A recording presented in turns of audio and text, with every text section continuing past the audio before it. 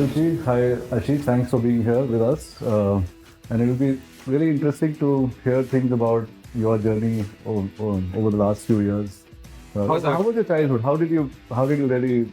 Where did you study from? What did you do? What was your passion at that time? I grew up in Cuttack, but I think Cuttack's only claim to fame during my time was that कि वो 1000 साल पुरानी शहर थी. So you did your schooling there? I did a part of my schooling in Kharagpur. My initial days were in Kharagpur because my dad and mom were both doing their PhD from IIT Kharagpur. Right. And they were residents doing their PhD. So I spent close to about I think 5 years in IIT Kharagpur while growing up. Then came back to Cuttack. Was there till 12th. So did a little bit of dibbly-dabbly here there. Did a few small businesses here and there, earned a little bit of pocket money. Got introduced to the world of business early because my friends were Marwadis and all that. So I was intrigued by trading, salesmanship and stuff like that. Also was a good orator in the vernacular language, Odia. So joined trade union very early in life because had business with them as well. So yeah, that was my growing up. And Ruchi, where are you from? A little bit more quieter as a childhood story, but mostly Delhi. Schooling in Delhi, grew up, and as a middle class home, focus was always on academics. So yes, Delhi has been home that way. School in Delhi, after 12th IIT Delhi, so Delhi has been always home that way. So then you guys went to ISB? So I went to IIT Kharagpur. Then after that, I went to ITC for about 3 odd years. Right.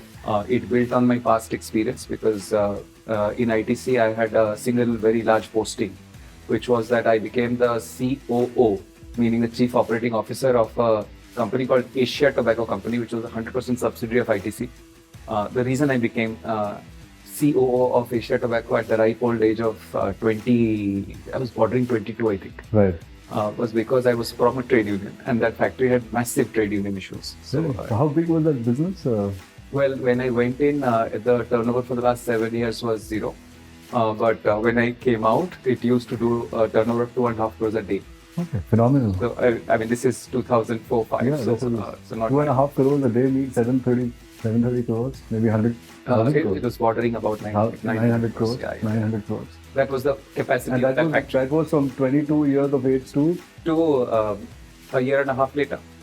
Year and a half to 2 years later. It was a manufacturing location. So we used to sell to only one company, which was ITC. Right. So we had to manufacture cigarettes in Tamil Nadu, predominantly because there was a massive entry tax for cigarettes coming into Tamil Nadu. So that factory became extremely crucial in ITC's economic landscape and they had to get it started. So we were a bunch of guys who had, similar affiliations before and we were selected to go and start that factory. This is phenomenal. I mean, at the age of 22, actually running a business of 900 crores, even as a COO, is phenomenal. Yeah. So there was a CEO, there was a CFO and there was a CHRO. Yeah.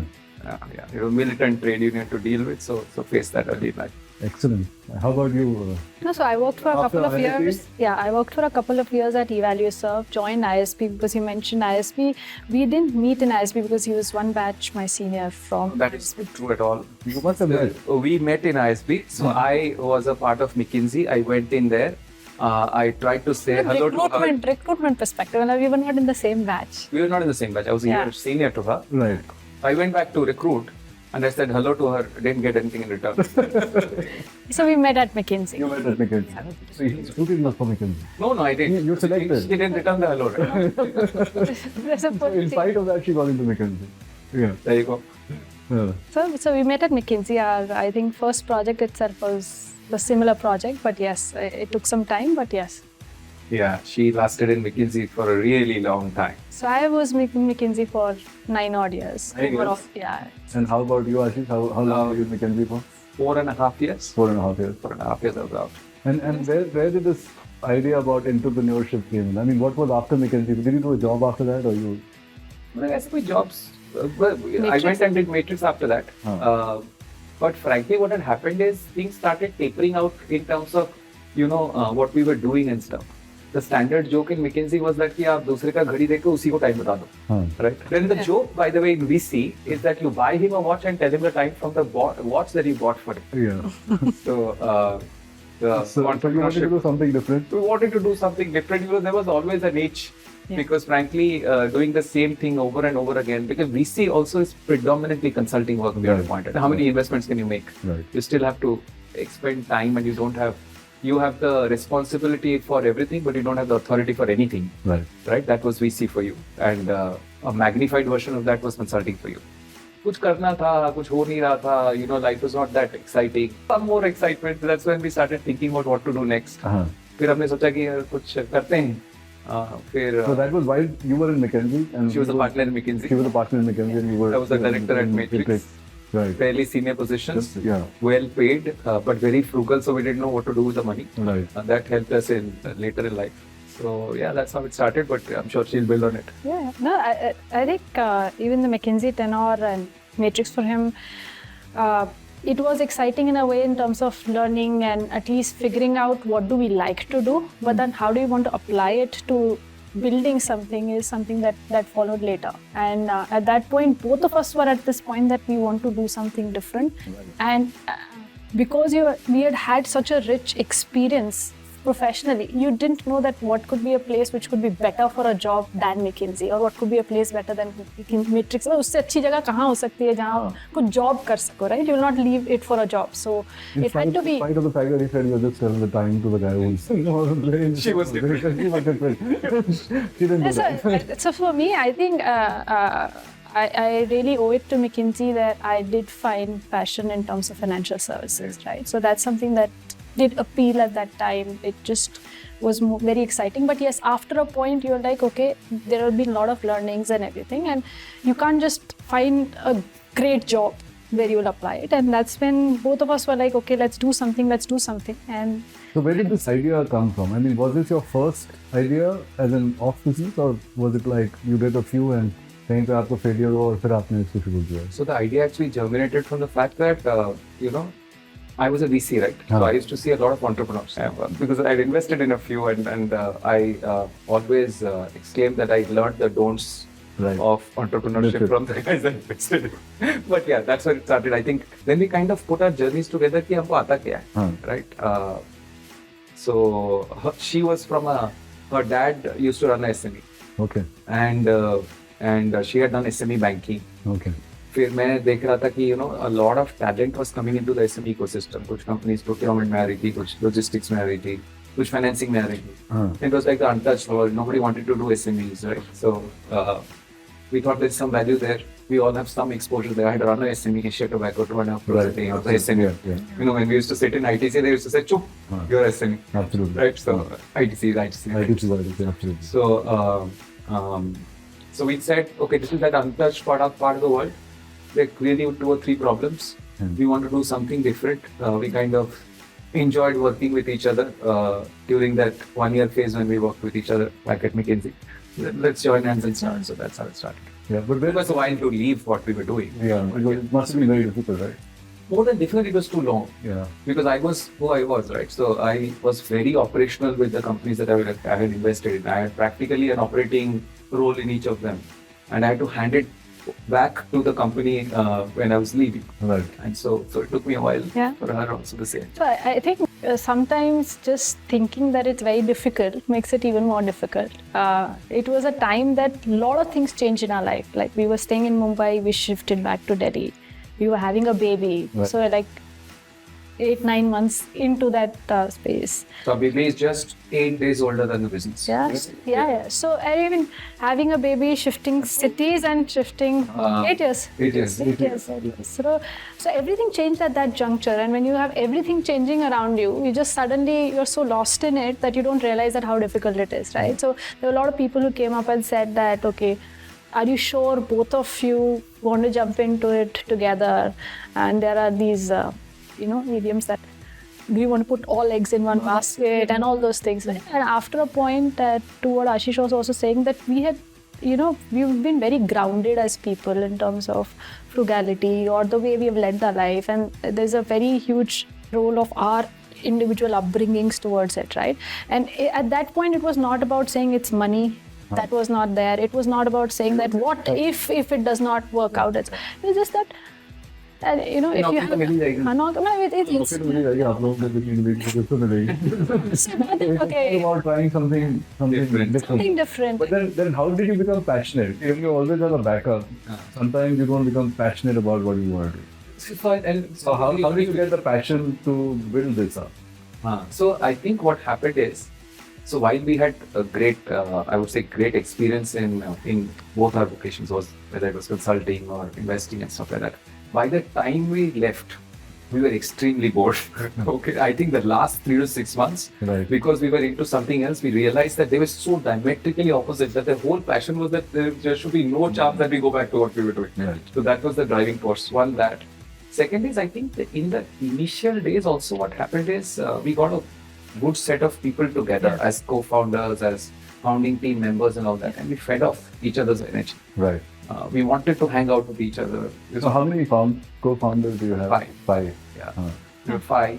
But more importantly, there was an extended team which has pretty much lasted till this date. Really? It's been there for 8 years? No, in fact, I'll tell you what. 7 to 8 years. 7 to 8 years easily.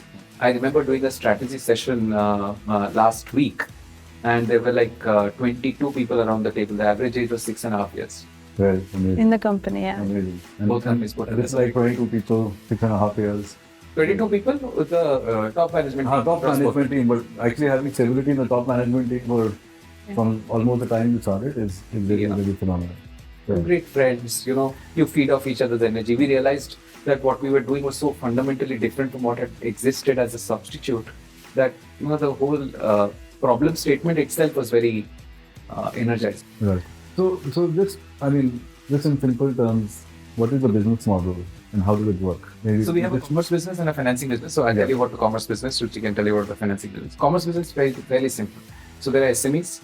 SMEs typically, before we come in, buy raw material, which is like steel, polymer, chemicals, whatever you can think of, bulky, large raw materials that get used for manufacturing and infrastructure. Those are typically bought from traders because SMEs don't have the buying power and they also don't have the ability to pay on non-credit terms. Right? So they buy from traders. What we do is that we are a very large trader. Right. We essentially take it from the source, eliminate all the middlemen in between and give it directly to the SME at the exact credit terms that he needs, at better price points than what he has, at better, trust elements like giving him on time, giving the right quality and stuff like that. So just take out all the middlemen, take it from the source and give it to the SME. That's what we do fundamentally. And over a period of time, we've kind of evolved that model and we do a few other things as well. You do manufacturing as well. We make a few of the things that they need. Right? And how do you define SMEs? So only SMEs can buy from you or anybody can buy? Anybody can buy. Anybody can buy. But fundamentally, our value prop works for a person, for a business which is closer to, I would say, in the 20 to 200 crore bracket. More around the 100 crore would be a sweet spot for us because then the value proposition is like really, really strong, right? So the ideation of this was purely based on what you had experienced, or is it like also solving the problem of the overall country that we have for SMEs? बड़ा सोचा नहीं था। But जिस तरह आप चल रहे हैं उस तरह से तो कर ही रहे हैं। वो तो one thing got added to the other. When we started, it was very simple. Yeah. We saw 3 mega trends happening. So the first big trend was that nothing had been built for B2B. Right. Everybody was running around B2C. तो लोग कहते consumer internet. Ola आ गया था, Flipkart बड़ा हो गया था. Nothing had been built for B2B. So we saw a white space there. So that's one.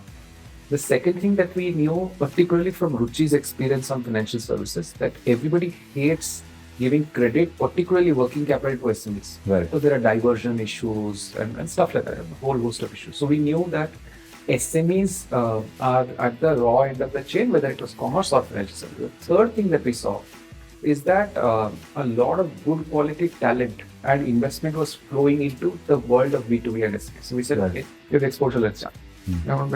Yeah, no, so very rightly captured. We saw that trend happening and one thing led to the other. We actually mapped out everything from saying raw materials to long tail items to everything. And we realized that because we'd spent so many years actually analyzing businesses, we said that where does the real economics sit? Right. And there we said that, okay, can we build something in the long tail and make it profitable? Can we build something on the raw material size? And we realized that we had to break even at each transaction level that has to be done, right? And hence that very clearly laying out which raw materials are we going to do, what kind of ticket size of the transaction needs to, and those basic principles have stayed from then to now in terms of what kind of raw material chains, what kind of supply chains we will address to, how will we use equity and debt as a mix in terms of the capital structure.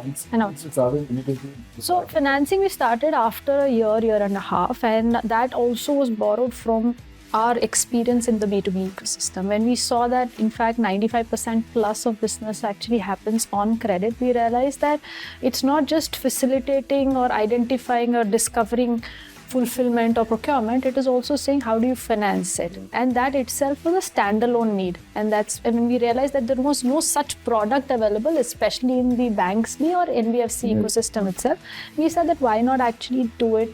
And the good thing was that we never thought of financing as a captive कि सिर्फ वही customer को finance करना है जो platform से ले रहा है. So we said financing is a standalone need, and hence there is both the pies that we will capture. One is in terms of the entire commerce and one and financing that, and then there will be some overlap in between, and that's how both businesses grew in itself.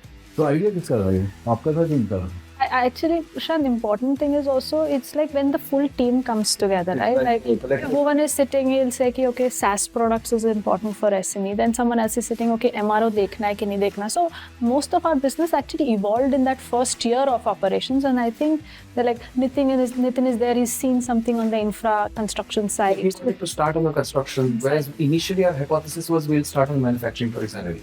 Initially we thought that we'll do steel plus what is called MRO, which is like small long tail consumables. But soon one of us realized that कि अगर steel ही करते हैं शुरू में पहले उससे capture कर लेते हैं. So I think it was a combination.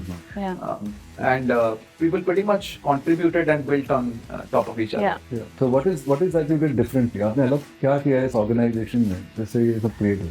So in the beginning we created some 7 commandments which we have followed till date, and that would be very different for us versus others. And it's the ability to actually both think of those commandments and then follow that religiously. One of which is what you heard today, that cash controls are fully with us. Right. So even to this date, I mean, just to give you a sense of magnitude, we do payments of close to about 3,000 crores a month, which is close to, I mean, if you take 22 to 23 working days, that's about roughly 150 crores a day, right? It's done between 3 people. They press the final button on payment. So very tight on cash controls, right? So these commandments are your commandments, as in the founder group and the senior management, or is it like top 20, 30 people? Top 20, 30 people. It's evolved. Involved in the sense that we've ensured that we can implement it well. Yeah. The execution has evolved around it. But the fundamental tenets of saying that, okay, we'll stick to these is something that we've stuck to. Would you like to share those with us? Yeah. So the one was cash. It was a later commandment, but given that you got exposed to it, I mentioned it as first. But the first big commandment was what Ruchi was saying, which was we will not lose money in a single transaction. Okay. So even in our first transaction, margin is to be positive margin on every single transaction.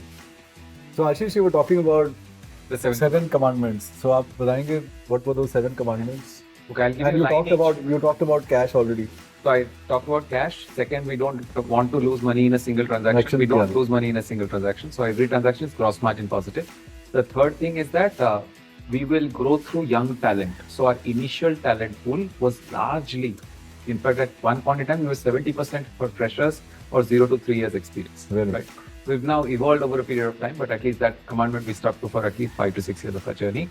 So what is your average median age? Now it's grown significantly. It's grown. I think it's still around 25. 25, that's pretty young. So there are a lot of people who are like really young, right? Yeah. I mean, I used to always joke that till when I was 40, I was the third oldest person in the company. So it's a pretty young culture per se. The fourth was that we will not spend a marketing dollar. We will rather use sales. So we built our own marketing engine through which we actually earn money. We said we will not raise a lot of equity, particularly in the initial days. We will grow through debt. Right.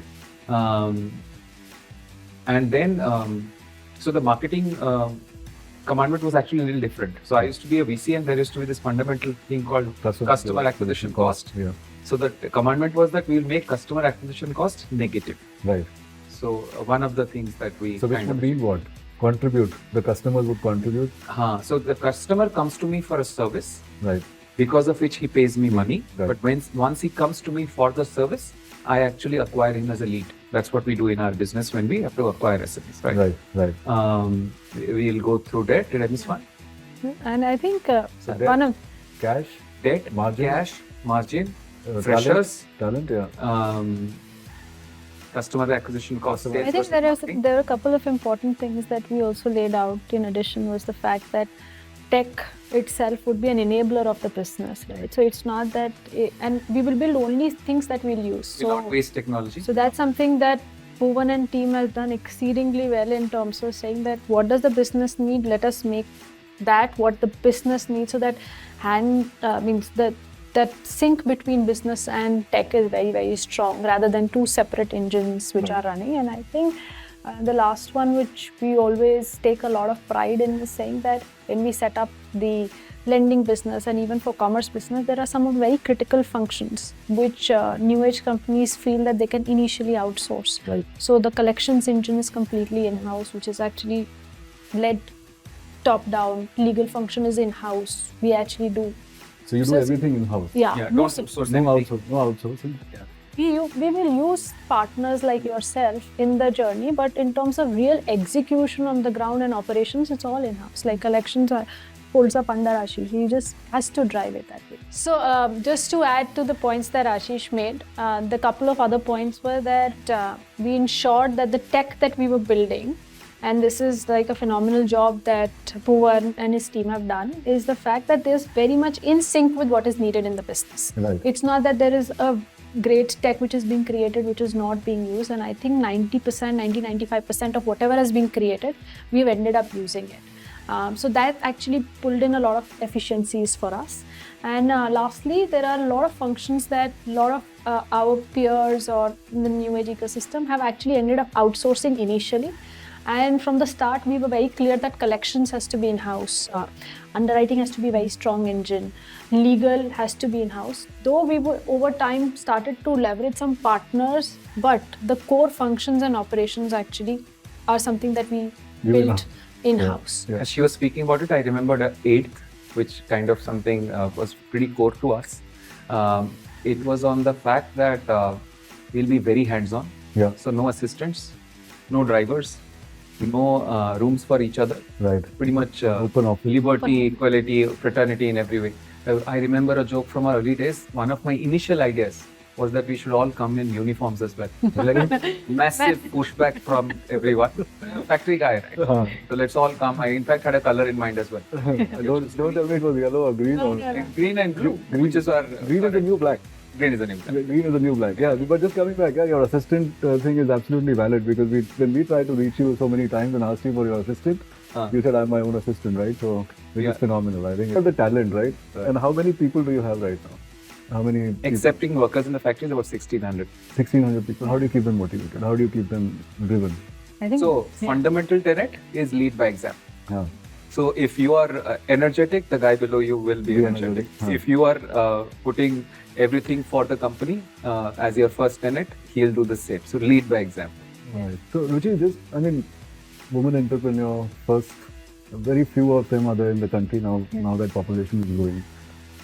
And I know Ashish was with you and the other 4 founders were with you, but what is your advice to the women entrepreneurs? so. I think first thing first is, when you say woman entrepreneur, people should not use the word women in a way that it is constraining in any way, right? Right. Sometimes what happens is when we make a deal about saying woman entrepreneur, it just seems the word itself or the phrase itself says, oh, it is going to be such a hard journey, right? So I think that half of it is a mindset. That do you think being a woman is actually a deterrent for you? Or do you think you take it in your stride, saying that actually there are a lot of skills that each gender actually comes with, right? And maybe I've had the privilege of, school keh lijiye, college keh lijiye, IIT maybe, that even though the number of women have been less in the growing up phase, it's never been a way of thinking that it's some kind of a deterrent. But in terms of an advice still, it will be the fact that for any person to be successful, whether it's a man or a woman, it's very important to have a very conducive ecosystem.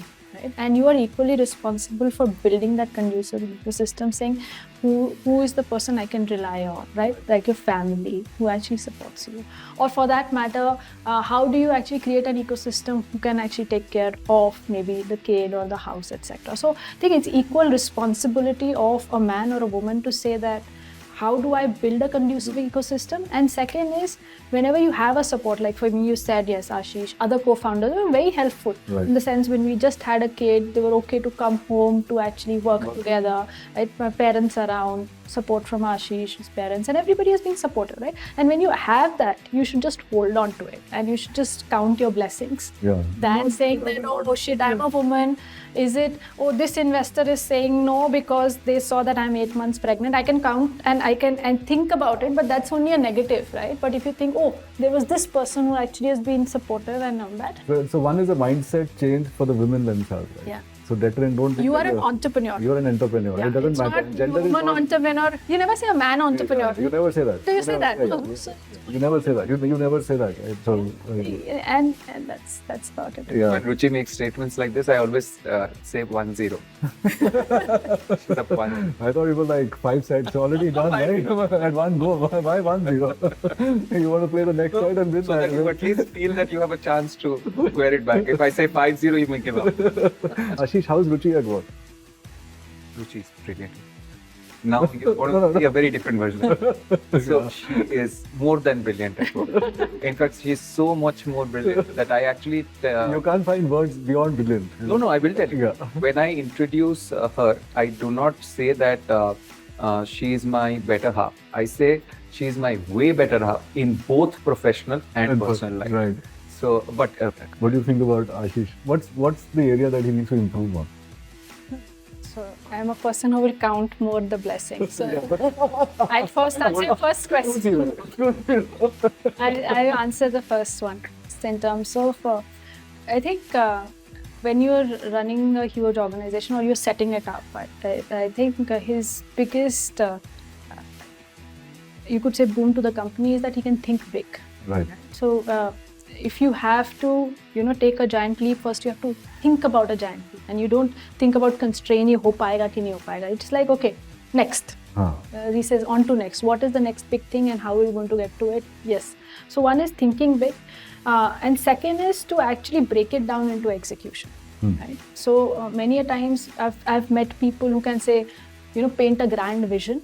But how do you break it and how do you actually split it again in 20 people? And suddenly, I'll hear him say that, okay, we should do this. And I'm like, Ashish, zyada to nahi bol rahe. And next day I know there are 20 people sitting in the room. And everybody's like, you do this, this way, how can... And everybody's like suddenly energized. So that ability to take people along, irrespective, not everybody is at the same level, right? Everybody has their own strength. You have this strength, you do this. You have this strength, you do this. So actually converting that vision into execution, I think, is something which is phenomenal. And so that's something I think is great at work. And just as an individual persona, I think, or a professional, one is just saying as an entrepreneur, these are the two skills that I actually really admire. And as a professional, I think he's very disciplined. Yeah. He's very disciplined. I think very rarely that you see people who've achieved something in life, but who still work so hard. At 5 a.m. in the morning, he will work till late in the night if required. He'll wake up, he'll track everything. So that discipline, I think, is something I have to learn from. Yeah. So effectively, I mean, a lot of the entrepreneurs and some of them, and with the success that you guys have had, right? It's not, how do you keep yourself still on ground zero? Oh, I just told you, no assistant, no driver, no room. No, that's fine, but how do you practice? See, obviously you do that, but I'm just saying, how do you still keep yourself, because with the kind of success that you've had? Yeah. See, First of all, I mean, don't call it a success. I think the very fact we have a belief in ourselves that once you are grounded is when you will get the maximum amount of information and you'll also garner the most amount of respect. As long as you have that belief, Right. you will always find ways to execute at the same. So I still truly believe that, my best travel journeys are when they are done in a metro, because I can build new friends. Yeah. Right. So you still use the metro sometimes? Yeah, sometimes. Quite a lot of times. How do you keep yourself grounded? I mean, I think there is a lot said about the success, and whenever something is said about the success, we individually feel that it's the success of OfBusiness, right? Rather than an individual success. And because we've, at least what I've heard, it's not just the two of us, but the entire top team, it is more about saying that we are just representatives of that business. And to us, the only way to be honest to that business is that, okay, I am playing one role in that business, he's playing that one role in that business, and collectively we're playing that role. That it is never an Asish Mohapatra ka success or Ruchi Kalra or Bharat. It is off business, right? And we are just working for off business. So if we are just working for off business, then how has things changed? I mean, we've been consultants then, and I think that's the biggest transition for me from consulting as a life to an entrepreneur as a life. Consulting was more about saying that how am I doing, what is my rating, how do people think about me, etc. So it's so inward looking.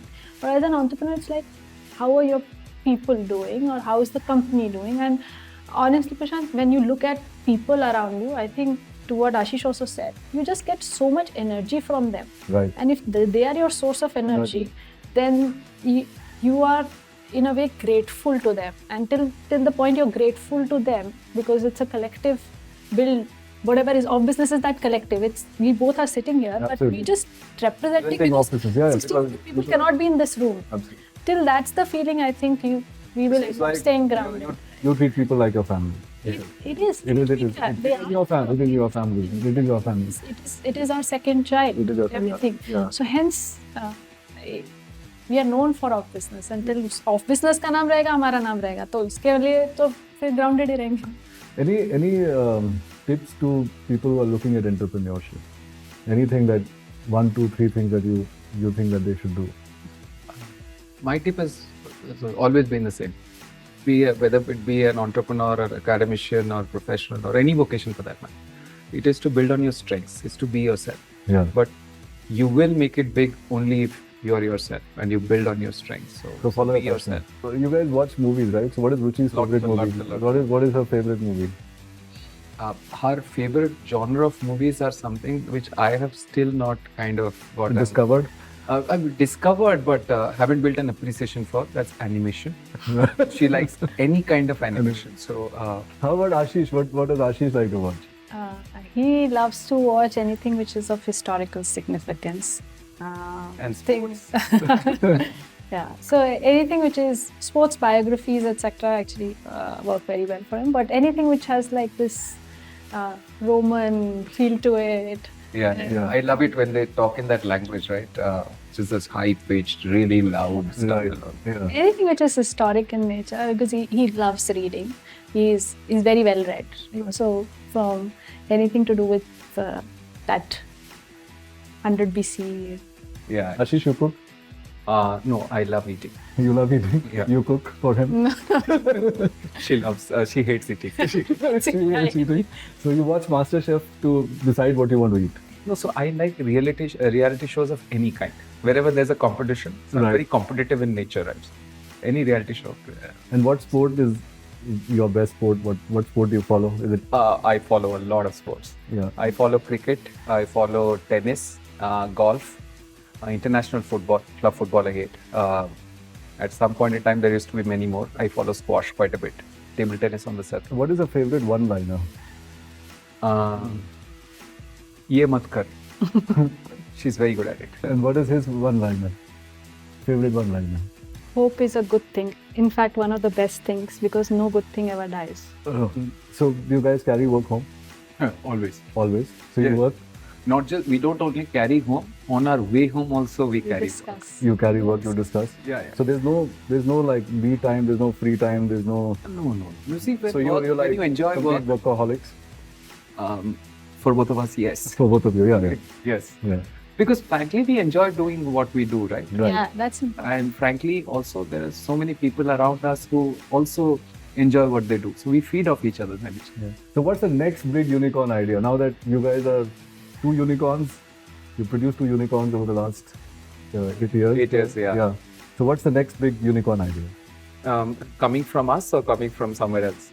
Whatever way, whatever is your what is in the production system Are we going to see more unicorns, or how do From you see? us? Yeah, from you guys. Yeah. Yeah, a few more. Right. So I truly believe that the next few years of India are going to be about India's manufacturing. Right. I think we've grown a lot through services, and this manufacturing will be both for domestic consumption and for global exports.